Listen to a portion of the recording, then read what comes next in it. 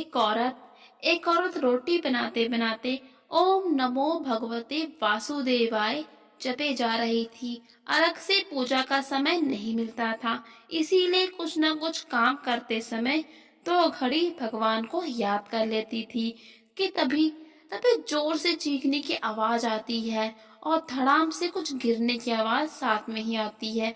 वो जल्दी से बाहर जाती है तो देखती है कि 7 साल का उसका छोटा सा बेटा धड़ाम से पौड़ियों से नीचे गिर गया और लहूलुहान हो गया।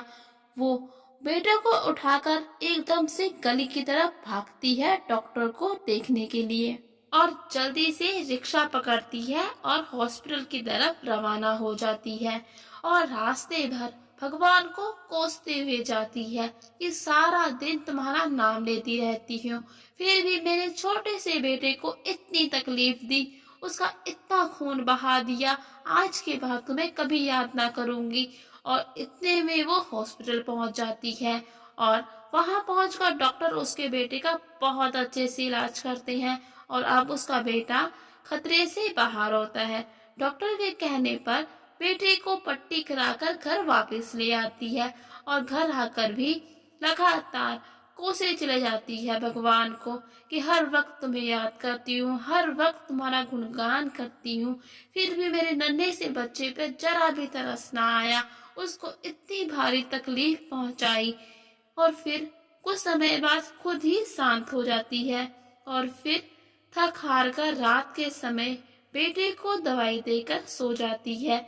अचानक से फिर उसको एक सपना आता है जिसमें की सारी घटना उसको दोबारा से होते हुए दिखाई देती है और फिर उसको एहसास होता है कि अभी कुछ दिन पहले ही उसका पथरी का ऑपरेशन हुआ है। टाके भी अभी अच्छे से भरे नहीं हैं।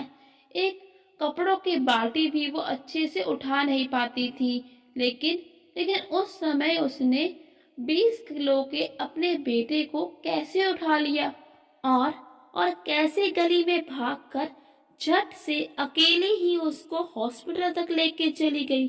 और हॉस्पिटल में जाकर जो डॉक्टर 2 बजे ही घर चले जाते थे, वो कैसे उस दिन 3 बजे तक वहां पर रुके हुए थे। और अब वो औरत सारी बात समझ जाती है और मन ही मन अपने कड़वे शब्दों के लिए भगवान से माफी मांगती है। और तभी तभी टीवी में प्रवचन आता है। प्रभु कहते हैं कि मैं तुम्हारे आने वाले संकट को तो नहीं रोक सकता, लेकिन हाँ मैं तुम्हें इतनी शक्ति जरूर दे सकता हूँ कि तुम उसको बहुत ही आसानी के साथ पार कर लो। मैं सिर्फ तुम्हारा रास्ता आसान कर सकता हूँ, तुम सिर्फ धर्म के मार्ग पर चलो। और तभी वो औरत मंदिर की तरफ देखती है तो कान्हा जी मुस्कुरा रहे होते हैं। कहानी अच्छी लगी हो तो वीडियो को लाइक शेयर करना बिल्कुल ना भूले और चैनल को सब्सक्राइब कर ले। और अब हम मिलेंगे अपनी अगली वीडियो में एक नई कहानी के साथ, तब तक के लिए नमस्कार दोस्तों।